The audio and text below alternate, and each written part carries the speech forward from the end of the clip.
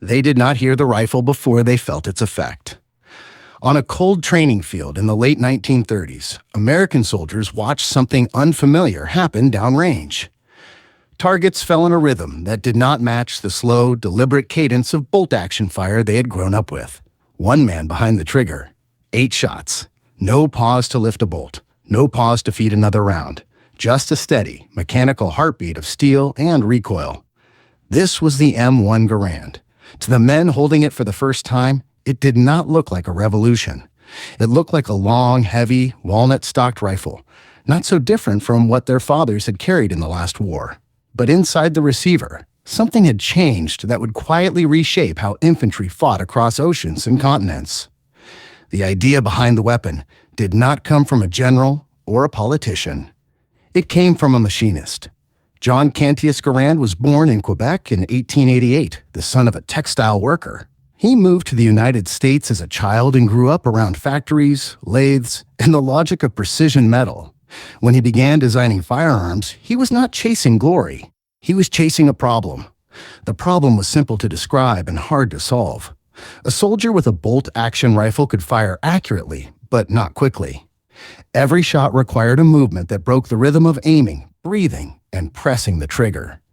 In the chaos of a battlefield, that pause mattered.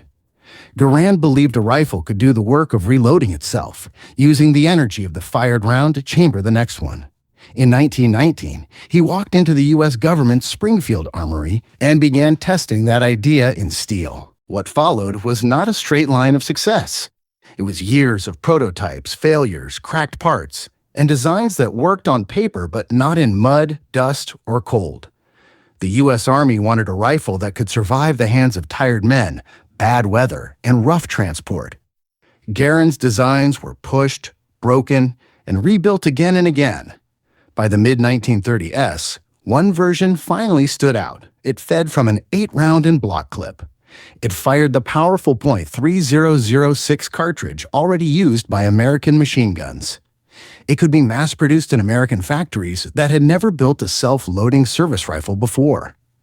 In 1936, the United States officially adopted it as U.S. Rifle, caliber .30 M1.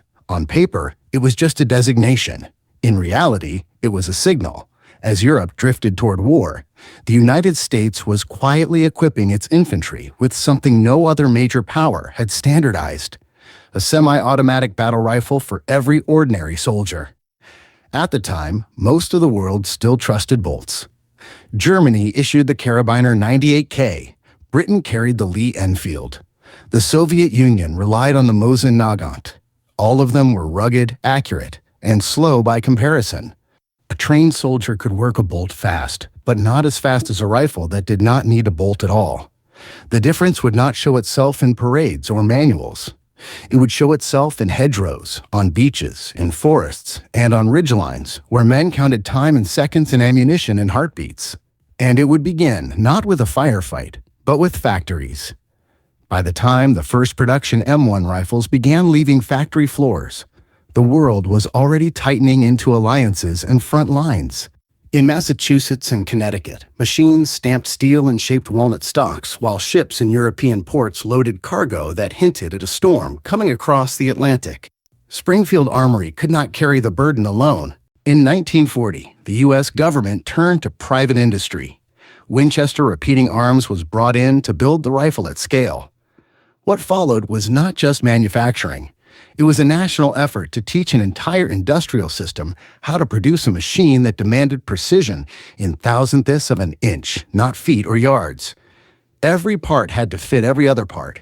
A bolt from one factory had to lock safely into a receiver from another. A gas cylinder made in one state had to align perfectly with a barrel forged in another. Interchangeability was not a luxury, it was survival. The rifle itself was a study in controlled force. When a soldier pulled the trigger, the firing pin struck the primer, igniting the .3006 cartridge. The bullet raced down the barrel, and as it passed a small port near the muzzle, a fraction of the expanding gas was diverted into a cylinder. That gas drove a piston backward, unlocking the bolt, ejecting the spent case, and chambering a fresh round. All of it happened in a blink. To the man behind the stock, It felt like a firm push against the shoulder and a steady rise of the front sight. The work of reloading had vanished into the metal. Training manuals emphasized one thing above all else: keep firing. American infantry doctrine began to shift around that idea. A squad was no longer built entirely around a single automatic weapon with rifles supporting it. Now, every man carried something that could maintain pressure. Not a machine gun, but not a slow, deliberate bolt rifle either. The M1 sat in a new space between. In 1941, before the United States had officially entered the war, shipments of rifles began flowing to training camps across the country. Recruits learned the sound of the action cycling, the sharp metallic ping of the empty clip ejecting, and the weight of the rifle during long marches. It was not a light weapon.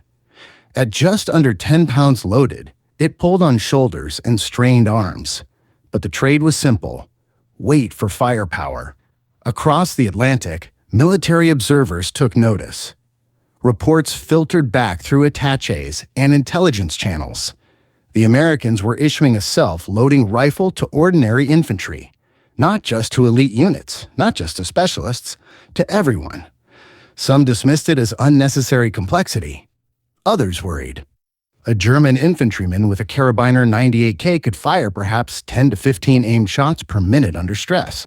An American with an M1 could double that without changing position, without lifting his head, without breaking sight picture. The numbers were not abstract. They would be counted in fields and streets where one side could keep heads down while the other side worked a bolt. By December 1941, when Japanese aircraft rose from the decks of carriers in the Pacific, hundreds of thousands of M1 rifles were already in American hands. They had been designed for a war that had not yet been named. Now they were about to be carried into one. The first time the M1 Garand was carried into combat, it did not arrive with a headline. It arrived in mud. In the jungles of the Philippines and the broken roads of North Africa, American infantry learned what the rifle meant when the shooting was not a drill. Heat, sand, rain, and sweat worked their way into every moving part. Weapons that looked perfect on a range suddenly had to survive being dropped, kicked, soaked, and dragged through places that did not care about engineering. The Garand held together. In early 1942, U.S. forces in the Pacific were outmatched in experience and often in numbers. What they were not outmatched in was volume of fire. When Japanese units advanced using tactics built around bold movement and closing distance, they ran into something new. American riflemen could stay in position and keep firing without the pause of a bolt. Veterans later described the feeling not as power, but as confidence. The rifle let them stay in the fight. In North Africa, the difference became visible to observers. At Kasserine Pass in 1943, American units struggled with leadership and coordination. But when the line stabilized, German troops reported heavier small arms fire than they expected from ordinary infantry formations. It was not a machine gun. It was dozens of rifles firing at a pace that felt wrong for the sound they made. The M1 did not make mistakes disappear. It did not replace training, discipline, or tactics. But it changed the tempo of a firefight. A squad equipped with Garands could move and cover itself in ways that had once required a dedicated automatic weapon. Men advanced while others fired. They paused less. They exposed themselves for shorter moments. The rifle shaped behavior without ever giving an order. There were problems. The en-bloc clip meant the rifle could not easily be topped off. 8 rounds fired, and the clip came out whether the soldier wanted it to or not. In the middle of a fight, that meant timing mattered. Veterans learned to count shots without counting, to feel when the rifle was about to go empty. And there was the sound. The empty clip ejected with a sharp metallic note. Stories spread that enemies could hear it and rush a soldier at the moment his rifle went silent. Historians later debated how often that really happened. What mattered more was what the story did to the men who believed it. They learned to work in pairs, to reload under cover, to trust the man next to them to keep firing when their own rifle paused. By 1943, the M1 was no longer just an issued weapon. It was part of how American infantry thought about fighting.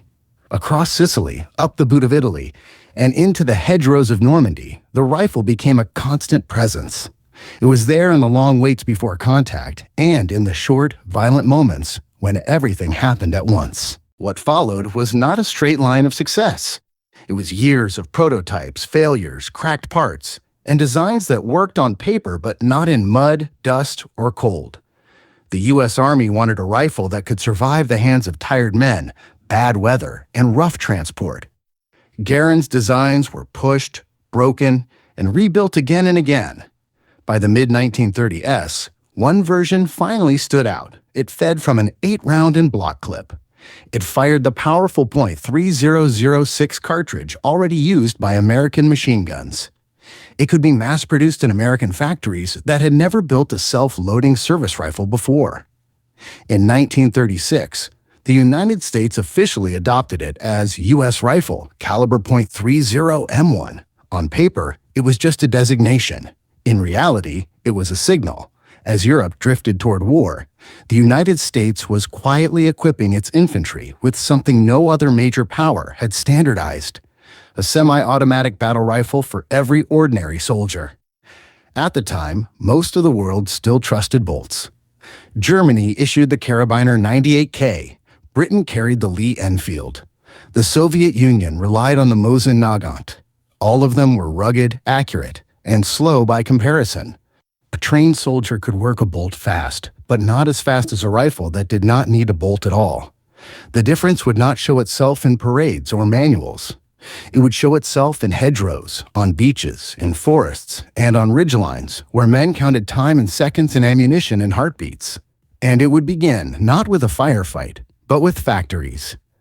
By the time the first production M1 rifles began leaving factory floors, the world was already tightening into alliances and front lines.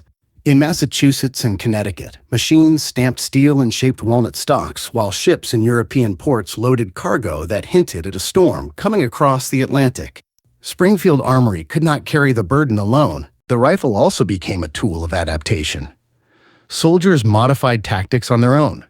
Some taped extra clips to their stocks. Others learned to carry them in ways that made reloading a reflex rather than a thought. In towns and villages, where fights moved from room to room, the ability to fire again without working a bolt mattered in ways no training manual had predicted. There were limits. The Garand was long in tight spaces. Its recoil was strong. The .3006 round punched through walls and cover in ways that could be dangerous as well as useful. But in the balance between power and speed, most men accepted the trade without complaint. By the time Allied forces broke out of Normandy and moved across France, the rifle had become part of the image of the American soldier. Not because of how it looked, because of how it sounded when it did not stop. By the fall of 1944, the M1 Garand was no longer new to anyone who carried it.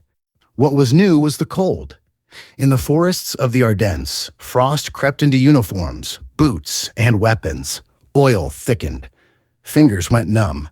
Metal burned skin on contact. The rifle that had worked in sand and heat now had to function in snow and freezing rain. It did. During the German offensive that would become known as the Battle of the Bulge, American units were often caught moving, resupplying, or resting. Positions were thrown together in hours, not days. In villages and tree lines, firefights erupted at close range, sometimes in near darkness. The Garand's role here was not about advancing. It was about holding. Men fired from windows, from foxholes, from behind stone walls that crumbled under heavier weapons. The ability to send round after round down range without lifting a bolt mattered when there was no room to move, no space to fall back. Firepower became a way to buy time. Minutes turned into hours. Hours turned into days. German reports from the period noted the resilience of American defensive fire, even when units were cut off or low on supplies. Machine guns were critical, but it was the rifles that filled the gaps, that kept lines from going silent when belts ran dry or positions were overrun. There were moments of improvisation. Some soldiers learned to swap clips between rifles to keep one gun firing while another reloaded. Others learned to scavenge ammunition and parts from damaged weapons in the snow. The rifle was no longer just issued equipment. It was a shared tool, passed, traded, and maintained by men who depended on it together. As Allied forces crossed into Germany in 1945, the fighting shifted again. Cities meant rubble, stairwells, and shattered streets. Engagements happened at angles and distances no training field had prepared anyone for. The Garand's length made it awkward in tight spaces, but its power meant a single shot could clear a room, punch through a door, or stop a threat that appeared without warning. By now, the rifle had a reputation, not in newspapers, in the way veterans talked about it after a long night on watch or a day that had gone on too long. It was heavy. It kicked hard. It demanded attention. But when it mattered, it answered. When the war in Europe ended, the M1 Garand did not go home. It stayed on shoulders as soldiers stood in occupation zones, guarded borders, and watched cities that had stopped burning but had not yet learned how to live again. The rifle that had been built for a global conflict now became a symbol of presence. It leaned against walls in German towns, rested across knees at checkpoints in Austria, and stood in stacks outside barracks that had once belonged to someone else. For a moment, it seemed like its story might end there. It did not. Across the world, armies took notes. The concept of a semi-automatic service rifle for ordinary infantry was no longer theoretical. It had been tested in deserts, jungles, snow, and cities. Countries rebuilding their forces after the war looked at what had worked, not what had been written in pro-war manuals. Some adopted the Garand directly. Others adapted the idea. In the United States, the rifle moved from war tool to training standard. New recruits learned marksmanship with a weapon that carried the weight of recent memory. Veterans became instructors. Techniques born in hedgerows and forests were written into doctrine. Then, in 1950, the rifle was called back into violence. On the hills and valleys of Korea, the Garand faced a different kind of war. Long, cold winters returned. So did close-range fighting, often at night, often on slopes where gravity pulled men and equipment downhill whether they wanted it or not. Once again, the rifle's strength was not in a single dramatic moment. It was in endurance. The ability to keep firing when hands were tired, when positions were temporary, when the line between attack and defense shifted by the hour. Against waves of infantry moving through darkness and terrain, the steady rhythm of semi-automatic fire became a way to hold ground that maps could not explain. By the time the armistice was signed in 1953, the M1 Garand had served in 2 wars on opposite sides of the world. Few infantry weapons could claim the same, but its influence was already moving beyond its own design. New rifles appeared that fed from detachable magazines, fired smaller cartridges, and used lighter materials.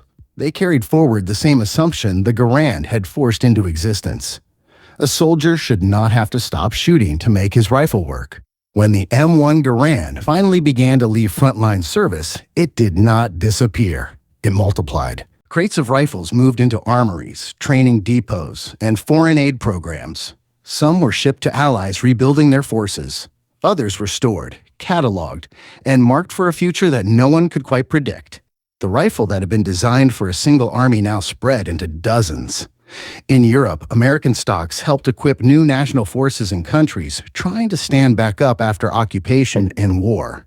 In Asia, rifles found their way into the hands of soldiers fighting conflicts that grew out of the same global collapse that had first given the Garand a battlefield. The design traveled farther than the men who had carried it. At the same time, something else began to happen at home. Veterans returned with habits formed around the rifle. They joined shooting clubs, taught marksmanship, and spoke about a weapon in the same way they spoke about old friends. The civilian marksmanship program, which had existed in various forms before the war, expanded its role. Surplus rifles were sold to civilians, not as relics, but as tools for training and competition. The Garand moved from mud and snow to firing lines and scorecards. On ranges across the United States, the sharp crack of .3006 echoed in a different rhythm. Targets were no longer human-shaped. The pressure was no longer survival. But the fundamentals were the same: breathing, sight alignment, trigger control. Follow through. A weapon designed for war became a teacher. Collectors began to care about details most soldiers had never noticed. Dates on receivers, manufacturer markings, variations in stocks and sights that told quiet stories about which factory had been working overtime in which year. A rifle built in 1942 carried a different history than one built in 1953, even if they looked identical at a distance. Museums place the Garand behind glass, often next to uniforms, helmets, and faded photographs. Visitors read plaques that spoke about innovation, industry, and victory. But for those who had carried it, the memory was not in the display. It was in the way it pulled on a sling during a long walk, the way it rested against a shoulder while waiting for something to happen, the way the empty clip leapt free at the end of a string of shots, marking a small pause in a much larger moment. As newer rifles took its place, the Garand did not become obsolete. It became a reference. Designers looked back at it when they argued about balance, reliability, and what a soldier actually needed in his hands. Historians pointed to it when they talked about how technology and doctrine shape each other, not in theory, but in dirt and weather and fear. The rifle had stopped changing the world, but the world still measured itself against what it had changed.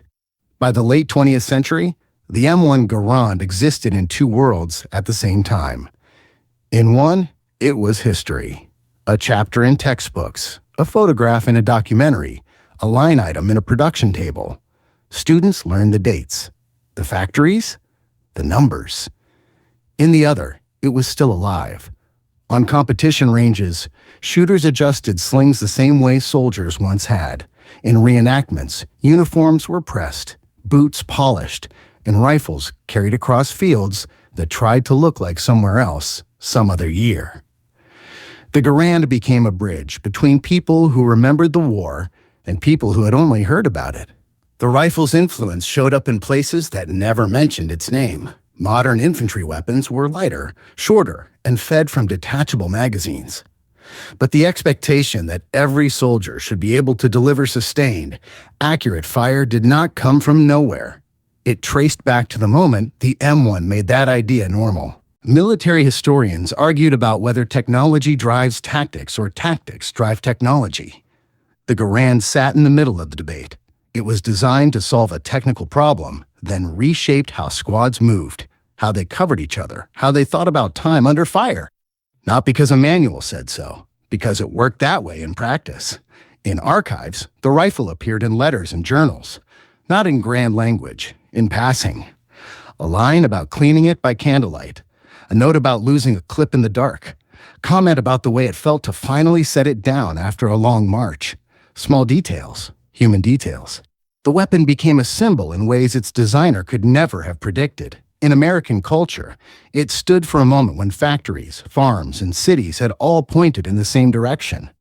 When production numbers were read like headlines. When the distance between a machine shop and a battlefield was measured in weeks, not years. But stripped of symbolism, it was still just steel and wood. That was part of its power. The Garand did not win wars by itself. It did not make decisions or draw maps. It did not decide where men would go or whether they would come back. It sat in their hands and did what it was built to do over and over, as long as someone kept feeding it ammunition and care. In that way, its legacy was not really about innovation. It was about trust. A soldier trusted that when he pressed the trigger, something would happen. That trust spread through squads and platoons and units. It shaped how people moved when they paused and when they pushed forward. Long after the last rifle left active service, that idea remained. In the end, the M1 Garand did not fade the way most tools do. It did not rust quietly into obscurity or vanish behind newer designs without a trace. It stayed present in memory, in photographs, in stories told by people who had once leaned on it in moments when the world felt very small and very loud at the same time. John Garand never became a general. He never commanded armies. He spent most of his life in workshops and offices, refining metal and tolerances, chasing the idea that a machine could make a human's job a little easier in the worst possible conditions. That idea traveled farther than he ever did. The rifle crossed oceans in wooden crates, moved through hands that spoke different languages, and stood in places that had never appeared on its original blueprints. It became part of how wars were fought, how soldiers trained, and how nations thought about what an ordinary infantryman should be capable of. And then, slowly, it stepped aside. New weapons took its place, lighter, smaller, faster in different ways. But they carried forward an assumption the Garand had helped make normal, that a soldier should not have to fight his own rifle to fight his enemy. Today, the M1 Garand rests in museums, in private collections, and in the quiet of rifle racks at shooting ranges. It is handled carefully now, cleaned for preservation, not for the next march. But its real legacy is not in glass cases or record books. It is in the rhythm of modern infantry fire, in the way squads move together, in the expectation that when a trigger is pulled, the weapon will be ready again without being asked. The Garand changed combat not by being dramatic, but by being dependable. And sometimes, that is how history moves.